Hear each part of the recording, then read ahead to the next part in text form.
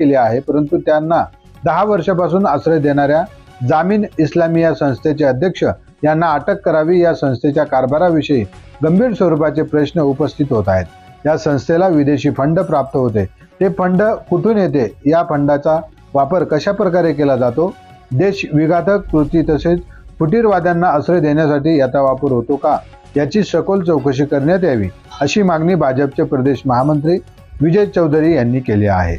महाराष्ट्र क्रांती न्यूजसाठी प्रतिनिधी निलेश चौधरी, खांडबारा, नवापूर। असं की नंदुरबार जिल्ह्यातील जामिया इस्लामिया या संस्थेच्या कारभाराविषयी अनेक गंभीर स्वरूपाचे प्रश्न उपस्थित झालेले आहेत।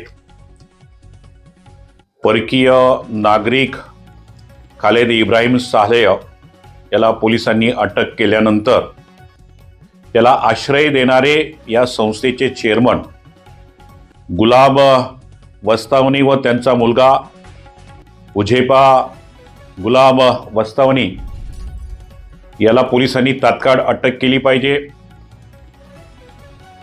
या संस्थेला मोठ्या प्रमाणामध्ये विदेशी फंडिंग प्राप्त होतोय। अनेक वर्षापासून अब्जो रुपये मिळालेले आहेत। हे पैसे पाकिस्तान, बांगलादेश यासारख्या मुस्लिम राष्ट्राकडून आले आहेत का? आमच्याकडे प्राप्त माहितीनुसार गुलाम अली वस्तावनी हा देशामध्ये वेगवेगळ्या मशिदींना करोड रुपये बांधकामासाठी देत आहेत आणि या मशिदी दंगलीचे केंद्र होत आहेत आणि म्हणून हा विषय अतिशय गंभीर आहे। जो काही फंडिंग या ठिकाणी प्राप्त होतो आहे